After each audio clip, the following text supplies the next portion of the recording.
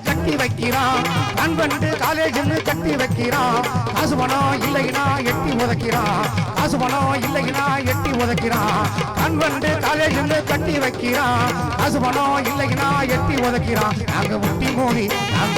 மோதி படிக்க போறோம் நாங்க முட்டி மோதி படிக்க போறோம் நாளைக்கு முட்டாளாக அலைய போறோம் நாங்க முட்டி மோதி படிக்க போறோம் நாளைக்கு முட்டாளாக அலைய போறோம் வாப்பா தம்பி வந்து டைம் இல்ல பாப்பா ஏவா வந்துருப்பா நல்லா இருப்பா